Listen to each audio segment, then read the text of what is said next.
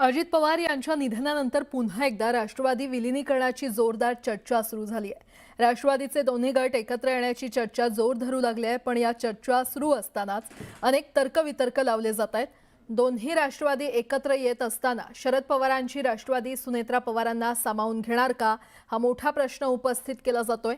तसंच प्रफुल्ल पटेल, तटकरे आणि पार्थ पवार यांना सुप्रिया सुळेंचं नेतृत्व मान्य होईल का, हा सुद्धा मोठा प्रश्न असणार आहे। त्यातच शरद पवारांच्या राष्ट्रवादी पक्षात असलेल्या जयंत पाटील, शशिकांत शिंदे, हर्षवर्धन पाटील, राजेश टोपे यांना महत्त्वाची पदं मिळणार का, याची सुद्धा जोरदार चर्चा सुरू आहे। आणि त्यामुळे दोन्ही राष्ट्रवादीतील नेत्यांचं मनोमिलन होईल का, याबाबतही राजकीय वर्तुळात जोरदार चर्चा आहे।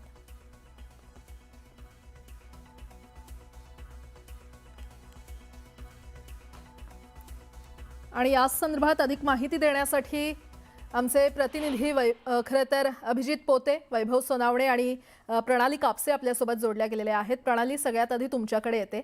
अजित पवार यांचं एकीकडे निधन झालं आणि त्यानंतर आता राष्ट्रवादी विलिनीकरणाची जोरदार चर्चा सुरू आहे। नेमकं काय पुढे घडू शकतं? खरं तर आत्ता आपण जे काही प्रश्न उपस्थित केलेले आहे या सगळ्या प्रश्नांवर बऱ्यापैकी चर्चा झालेली होती। कारण या दोन्ही पक्षांना एकत्रित आणत असताना एका पक्षाचे दोन पक्ष झाले, तेव्हा साहजिक आहे की चौथ्या फळीतील नेते एकदम दुसऱ्या फळीत आणि दुसऱ्या फळीतील नेते एकदम पहिल्या फळीत आलेले होते दोन्ही पक्षांकडे जर आपण बघितलं तर। परंतु त्यानंतर त्यातला एक गट हा सरकारमध्ये गेला, मंत्रिपदं त्यांना मिळाली, त्यानंतर इतर जबाबदारीची पदं त्यांच्याकडे मिळाली।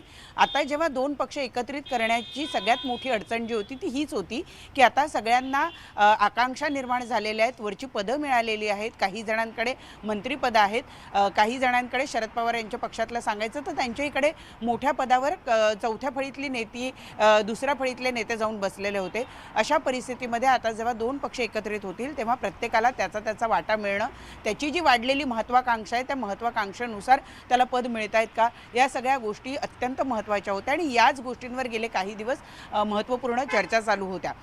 सत्तेत असलेला पक्ष हा सत्तेतून बाहेर जाणार नव्हता, याचाच अर्थ शरद पवार यांचा पक्ष जर सत्तेमध्ये सहभागी झाला असता तर मग शरद पवार यांच्या पक्षातली जी महत्त्वाची नेते मंडळी आहेत, मग ते जयंत पाटील असतील किंवा इतर जी मंडळी आहेत, या सगळ्या मंडळींना कुठली पदं दिली जाणार, त्यांना मोठ्या पदांवर संधी मिळणार का की नाही मिळणार, अशा अनेक महत्त्वाच्या मुद्द्यांवर चर्चा चालू होती। त्यांना सरकारमध्ये पदं मिळतात की संघटनात्मक त्यांना पदं दिली जातात, यावर सुद्धा चर्चा झालेली होती। आणि म्हणूनच या चर्चा प्रदीर्घ काळ चालू होत्या। जोपर्यंत प्रसारमाध्यमांमध्ये किंवा बाहेर या संदर्भातली चर्चा झाली नाही तोपर्यंत बऱ्याच बैठका या संदर्भातल्या या दोन पक्षांतर्गत झाल्या होत्या। परंतु यातला सगळ्यात महत्त्वाचा मुद्दा म्हणजे या सगळ्या गोष्टींच्या चर्चा या अजित पवारांच्या उपस्थितीमध्ये त्यांच्या समोर केल्या जात होत्या। आणि त्यामुळे वाटाघाटीतला महत्त्वाचा भाग जो दुवा आपण म्हणू या दोन पक्षातला तो अजित पवार होते। आणि आता जेव्हा अजित पवार नाही आहेत तेव्हा ही चर्चा जी आहे ती आता पुढे कशी जाणार किंवा ही चर्चा पुढे कशा पद्धतीनं नेली जाणार, हा सगळ्यात महत्त्वाचा मुद्दा आहे। अजित पवार ज्यावेळेला होते त्यावेळेला अजित पवार यांचा अप्पर हँड, उजवी बाजू आपण म्हणतो, कारण त्यांनी त्यांचं नेतृत्व सिद्ध केलेलं होतं गेल्या निवडणुकांमध्ये आणि त्यामुळे अजित पवार यांना या चर्चांमध्ये अप्पर हँड मिळत होता। आता जेव्हा या चर्चांमध्ये अजित पवार नसतील तेव्हा त्यांच्या बरोबर गेलेल्या सगळ्या माणसांना तेवढंच महत्त्व दिलं जातं का, तेवढाच अप्पर हँड दिला जातो का, हे सगळं बघणं महत्त्वाचं आहे। सुनेत्रा पवार जे आत्तापर्यंत खरं तर खासदार होण्यापूर्वीपर्यंत पडद्याच्या मागे होत्या, खासदार झाल्यापासून सुद्धा त्यांचं जे काही काम होतं ते त्यांच्या खासदारकीपुरतं किंवा केंद्रामध्ये त्यांचं जे काही आपण भाषण बघितली किंवा काम बघितलं ते तिथे बघितलेलं होतं। राज्याच्या राजकारणामध्ये त्यांचा एवढा हस्तक्षेप नव्हता। आता अचानक जेव्हा त्यांना महत्त्वाच्या पदावर दिली जातील अशी जेव्हा शक्यता निर्माण झालेली आहे तेव्हा शरद पवार गटाची माणसं म्हणा किंवा अजित पवार यांच्याबरोबर काम केलेली माणसं म्हणा त्यांचं नेतृत्व मान्य करतात का, असे अनेक प्रश्न या निमित्तानं उपस्थित झालेले आहेत। आधी अजित पवार यांच्या गटामधलं किंवा अजित पवार यांच्या पक्षातल्या जे काही नवीन प्रश्न निर्माण झालेले आहेत ते प्रश्न सोडवण्याच्या दृष्टीनं आधी चर्चा होईल आणि मग आता या दोन पक्षांच्या एकत्रित विलिनीकरणाची जी चर्चा आहे ती त्यानंतर पुढे जाईल असंच तुर्तास तरी दिसून येत आहे। बरं, प्रणाली, अशाच सोबत रहा। वैभव, तुमच्याकडे येते। राष्ट्रवादी विलिनीकरणात नेमक्या काय अडचणी येऊ शकतात आणि नेतृत्वावरून खरं तर मतभेद होऊ शकतात का, काय सांगाल? प्राजक्ता, जी माहिती माझ्याकडे आहे त्यानुसार या विलिनीकरणाच्या चर्चा ज्या अजित पवारांच्या उपस्थितीमध्ये झालेल्या होत्या त्याला आता खीळ बसेल.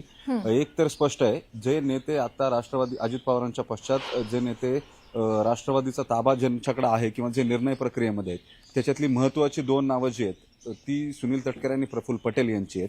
धनंजय मुंडे त्यांच्या लगोलग आणि सुनेत्रा पवार. काल संध्याकाळी सहयोग बंगल्यावरती जी बैठक झाली, या बैठकीमध्ये ही सगळी चर्चा झाल्यावर तातडीने काल रात्री हसन मुश्रीफांनी धनंजय मुंडे हे मुंबईला गेले. रात्री उशिरा मुख्यमंत्र्यांना ते भेटले आणि त्यांनी सुनेत्रा पवार यांना उपमुख्यमंत्री करण्याबाबतची विनंती जी आहे ती मुख्यमंत्र्यांना केलेली होती. हे सगळं जरी झालेलं असलं तरी हे सगळं घडत असताना या सगळ्या निर्णय प्रक्रियेमध्ये शरद पवार आणि सुप्रिया सुळे हे कुठेच नव्हते. हा सगळा निर्णय त्यांच्या कन्सेंट शिवाय घेतला गेलेला आहे आणि जी विलिनीकरणाची इच्छा अजित पवारांची होती ती इच्छा मूळ सुनेत्रा पवार, धनंजय मुंडे, सुनील तटकरे आणि प्रफुल्ल पटेल यांची होती का, हा सगळ्यात महत्त्वाचा प्रश्न आहे. जेव्हा पार्टी स्प्लिट झाली तेव्हा सगळ्यात ॲग्रेसिव्ह भूमिका स्प्लिटसाठीची ही सुनील तटकरे, प्रफुल्ल पटेल आणि धनंजय मुंडे यांची राहिलेली आणि सुनेत्रा पवारांचाही कुटुंबातून त्याला पाठिंबा होता. त्याच्यामुळे हे सगळेजण जे ते एका बाजूला आहेत. त्याच्यामुळे अजित पवार हे स्वतः आग्रही होते. शरद पवारांच्या शेवटच्या टप्प्यावरती हे सगळं एकत्र आणून सुप्रिया सुळे यांनाही सोबत घेऊन किंवा पक्ष जो पूर्वी ज्या पद्धतीने अजित पवार चालवत होते त्या पद्धतीनं चालवण्यासंदर्भातल्या चर्चा ज्या आहेत त्या चर्चा झालेल्या होत्या. मात्र आता ज्या वेगानं कालपासून घडामोडी घडायला लागलेल्या आहेत तातडीनं राष्ट्रवादी अजित पवार पक्षाची राष्ट्रीय कार्यकारिणीची बैठक बोलवण्यात आलेली आहे. उद्या परवा ही बैठक झाल्यानंतर प्रफुल्ल पटेल यांना अध्यक्ष केलं जाईल. त्याच्यावर जवळपास शिक्कामोर्तब झालेलं आहे. आता या सगळ्या प्रक्रियेमध्ये जेव्हा सुप्रिया सुळे आणि शरद पवार नाही आहेत तेव्हा या लोकांची विलिनीकरण करायची किती इच्छा आहे हा सगळ्यात महत्त्वाचा प्रश्न आहे. त्याच्यामुळे हे विलिनीकरण तुर्तासच्या काळात नजीकच्या काळामध्ये होईल असं मला तरी वाटत नाही. जी चित्र दिसत आहेत किंवा ज्या पॉलिटिकल मुवमेंट्स दिसत आहेत आता ती प्रक्रिया पूर्णतः थांबेल. कुणाला पदं वगैरे द्यायची किंवा काय करायचं हा भाग अलहिदा म्हणजे तो तर फार नंतरचा विषय होता. मात्र आता हे विलिनीकरण होईल असं मला वाटत नाही. याचं कारण सगळ्यांना आपापले स्टेक्स जे आहेत ते मेंटेन करायचे आहेत. सुळे आणि सुप्रिया सुळे या केंद्रात गेल्या तर काय होतं याची पूर्ण कल्पना ही सुनील तटकरे आणि प्रफुल्ल पटेल यांना होती. त्यांचा शहा मोदींकडचा ॲक्सेस असेल किंवा थेट पवार नाव असणं यानं त्यांना जो ॲक्सेस मिळतो किंवा त्यांचं जे वजन वाढतं दिल्लीमध्ये त्याच्यामुळे पहिला फटका हा तटकरे आणि प्रफुल्ल पटेल यांना बसतो. त्यांचा जो क्लाउट आहे दिल्लीमधला किंवा त्यांचं जे वजन आहे ते तातडीने कमी होऊन जातं. दिल्लीमध्ये सुप्रिया सुळेंना जास्त सन्मान मिळतो किंवा पक्षात त्या जर असतील तर सरळ यांचं वजन जे आहे ते कमी होणार होतं. त्या सगळ्यामुळे हे सुरुवातीपासूनच या विलिनीकरणाला विरोध करत होते. मात्र अजितदादा हे स्वतः आग्रही असल्यामुळे ते एकट्यानं त्यांनी या सगळ्या बैठका केल्यात. आपण जर बघितलं तर आतापर्यंत कालपासून दादांच्या निधनानंतर जेवढे विलिनीकरणाच्या प्रतिक्रिया आलेल्या आहेत या सगळ्या केवळ आणि केवळ शरद पवार फॅक्शनच्या प्रतिक्रिया आहेत. अजित पवारांच्या फॅक्शनमधनं याच्यावरती आतापर्यंत कुणीही बोललेलं नाही. याचं कारण स्पष्ट आहे. काल तशा सूचना ज्या आहेत त्या खासगीमध्ये देण्यात आलेल्या होत्या. त्याच्यामुळे या विलिनीकरणाच्या संदर्भामध्ये कुणीही अजित पवारांच्या बाजूचं बोलताना दिसत नाही. जे लोक बोललेत, राजेश टोपे असतील, जयंत पाटील असतील, अंकुश काकडे असतील, हे सगळे लोक हे शरद पवार गटाचे हे आपण समजून घेतलं पाहिजे. त्याच्यामुळे आता यानंतर विलिनीकरण होईल का याबाबत फार शंका आहे. म्हणजे मला तरी जवळच्या नजीकच्या काळामध्ये हे काय होईल असं दिसत नाही. याचं कारण आता समोर निवडणुका नाही आहेत. या निवडणुका नसण्याच्या काळामध्ये जिल्हा परिषदेच्या निवडणुका झाल्यानंतर 4 वर्षांनी निवडणुका आहेत. त्यामुळे पॉवर एक्सरसाइज करायला आणखी वाटेकरी का घ्यायचे हा सगळ्यात महत्त्वाचा मुद्दा कालच्या बैठकीमध्ये होता. आणि त्यानंतर सगळ्यात महत्त्वाचा मुद्दा जो येतो तो म्हणजे हा निर्णय करायचा कोणी. शरद पवार आणि सुप्रिया सुळे जर या प्रक्रियेमध्ये आल्या तर तटकरे आणि प्रफुल्ल पटेल यांची बाजू जी आहे ती लगोलग खाली जाते. म्हणजे जी हायरार्की आहे, जी रँक आहे पार्टीमधली किंवा ज्यांच्या शब्दाला महत्त्व आहे अशांपैकी शरद पवार आणि सुप्रिया सुळे हे यांच्या सगळ्यांच्या वरती आहेत. म्हणजे सुनेत्रा पवार, प्रफुल्ल पटेल, सुनील तटकरे, धनंजय मुंडे या सगळ्यांच्या वरती शरद पवार आणि सुप्रिया सुळे आहेत. त्याच्यामुळे ते आले किंवा त्यांना इन करून घेतलं तर सहज यांच्याकडे असलेली सगळी कमांड जी आहे ती आपसूक त्यांच्याकडे जाणार आहे. त्याच्यामुळे तो वाटा सत्तेमध्ये त्यांना तुर्तास नको आहे हे तरी जवळपास स्पष्ट आहे. हे सगळं सुरू असताना विलिनीकरण होऊ शकतं का, तर विलिनीकरण होण्याला एक कंगोरा जो आहे त्याच्यामध्ये असं दिसतंय की जे भाजपचं केंद्रीय नेतृत्व आहे, नरेंद्र मोदी असतील किंवा अमित शहा असतील किंवा राज्यातून देवेंद्र फडणवीस असतील, यांनी जर या सगळ्या प्रकरणामध्ये काही मध्यस्थी केली, कारण ज्या चर्चा ऐकायला येतात त्यानुसार केंद्रातल्या भाजपच्या नेतृत्वाची, केंद्रीय भाजप नेतृत्वाची फार इच्छा आहे की शरद पवारांना सोबत ठेवलं पाहिजे किंवा शरद पवार सोबत राहिले पाहिजेत. त्या दृष्टीनं जर काही प्रयत्न भाजपकडून करण्यात आले किंवा तशा मुवमेंट जर काही झाल्या तरच हे विलिनीकरण होऊ शकेल असं तुर्तास जे चित्र आहे ते त्यातून दिसतंय. बाकी आत्ताच्या घडीला ज्यांच्याकडे अजित पवारांच्या नंतर राष्ट्रवादी काँग्रेसची सूत्र गेलेली आहेत त्यापैकी कुणालाही हे दोन्ही पक्ष एकत्र व्हावेत असं वाटत नाही. हसन मुश्रीफ किंवा बाकीच्या लोकांची मतं थोडीशी वेगळी असतील, मात्र ही जी पहिल्या फळीतली आत्ताची नेते आहेत प्रफुल्ल पटेल, सुनील तटकरे, सुनेत्रा पवार आणि धनंजय मुंडे, या सगळ्यांचा विलिनीकरणाला विरोध आहे अशी ठाम आणि खात्रीलायक सूत्रांची माहिती आहे माझ्याकडे. प्राजक्ता. बरं वैभव, तुम्ही देखील असेच सोबत राहा. अभिजित, ज्या पद्धतीनं वैभव यांनी मुद्दे मांडले ते पाहता, त्याचा विचार करता तुर्तास तरी राष्ट्रवादी विलिनीकरण सध्या तरी होऊ शकत नाही असंच समोर येत आहे. त्यामुळे जर आत्ता राष्ट्रवादीचं विलिनीकरण झालं नाही तर नेमकं दोन्ही राष्ट्रवादींना काय फटका बसू शकतो?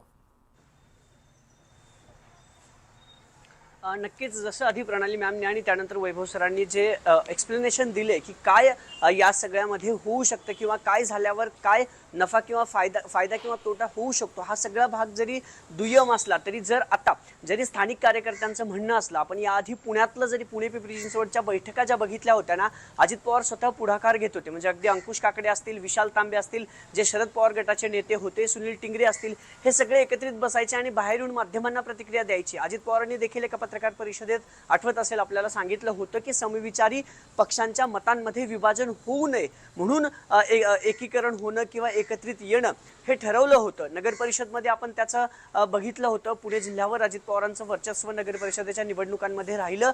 महापालिकेत फटका बसला हे जरी मान्य केलं तरी कुठंतरी घड्याळ चिन्हावर आम्ही जर एकत्रित आलो असतो किंवा घड्याळ चिन्ह म्हणून आमचे उमेदवार लढले असते तर पुणे महापालिकेत आणि पिंपरी चिंचवड महापालिकेत त्याचा फायदा झाला असता असं दोन्ही गटाच्या नेत्यांनी अनेकदा सांगितलं होतं. आणि त्यानंतर जिल्हा परिषदेच्या निवडणुका आल्या आणि आत्ता जसं काल या सगळ्या प्रकरणानंतर काल ज्या बाईट्स किंवा ज्या माध्यमांना प्रतिक्रिया आल्या ना, राजेश टोपे असतील, जयंत पाटील असतील किंवा इतर सगळे नेते असतील, अगदी स्थानिक पातळीवरती ज्या नेत्यांनी प्रतिक्रिया दिल्या त्यांनी असं सांगितलं होतं की जिल्हा परिषदला घड्याळ चिन्हावरती लढत. एकूणच काय तर ह्या पक्ष विलिनीकरणाच्या ज्या चर्चा होत्या त्या तशाच सुरू होत्या. अजित पवारांची इच्छा होती की 12 डिसेंबरला शरद पवारांना त्यांच्या वाढदिवसा दिवशी गिफ्ट द्यायचं असं विधान काल अंकुश काकडेंनी केलं होतं.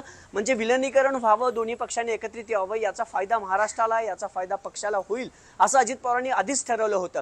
पण अजित पवारांच्या व्यतिरिक्त असं कुणीही बोलायला धजत नव्हतं. जे काही निर्णय असतील ते पक्षश्रेष्ठी घेतील असं वारंवार हे सगळे कार्यकर्ते सांगत होते. आणि इकडेही सुप्रिया सुळेंनी देखील अनेकदा सांगितलं होतं. म्हणजे दोघांची एकत्रित पत्रकार परिषद झाली होती त्यावेळेस देखील अजित पवारांनी सांगितलं होतं की आमचं चांगलं होते तर बघवत नाहीये का. हा जरी मिश्किल टोमना अजितदादांनी पत्रकारांना दिला असला तरी त्यांच्या मनात होतं का तर 100% होतं.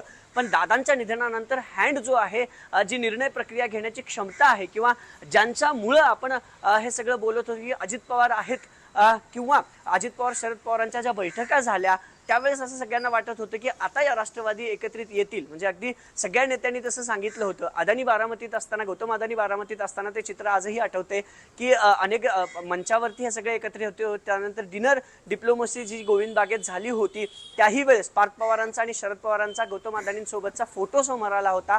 या सगळ्या घटना जरी होत असल्या तरी जसं वैभव सरांनी सांगितलं की जर दोन्ही राष्ट्रवादी एकत्रित आल्या तर बॉस कोण असेल, कारण शरद पवारांना परिवार म्हणून आता पवार कुटुंबीय गेल्या अनेक दिवसांपासून आपल्याला एकत्रित दिसते. परिवार म्हणून त्यांचं मनोमिलन अनेकदा झालं होतं. अजित पवारांनी देखील ऑफ रेकॉर्ड बोलताना अनेकदा सांगितलं होतं की ते माझे काका आहेत, परिवार म्हणून आम्ही एकत्रित आहोत. सुप्रिया सुळेंनी देखील असं अनेकदा सांगितलं होतं की परिवार म्हणून आम्ही एकत्रित आहोत. म्हणून पक्ष म्हणून जर विचार केला ना, वैभव सरांनी जे सांगितलं किंवा प्रणाली मॅमनी जे सांगितलं, सूत्र कुणाच्या हाती जातील. कालपासून एक बातमी समोर येते की सुनेत्रा पवारांच्या हाती हे सगळं सूत्र द्यावं की उपमुख्यमंत्री पद जे झाले किंवा दादांकडे अजित पवारांकडे जी खाते होती ती कुणाकडे जाणार, ह्या सगळ्या चर्चा आता तरी सुरू असल्या तरी वरून म्हणजे पक्षश्रेष्ठींकडून यावरती अजून काही आलेलं नाहीये. आता ज्यावेळेस राष्ट्रवादी काँग्रेस अजित पवार गटाची बैठक होईल त्यानंतर या बैठकीतून काय समोर येतं, पुढे नेमकं काय घडतं किंवा काय समोर येतं हे पाहणं महत्त्वाचे ठरणार आहे. प्रणाली, वैभव आणि अभिजित, तुम्हा तिघांचेही धन्यवाद या संपूर्ण माहितीसाठी, या विश्लेषणासाठी.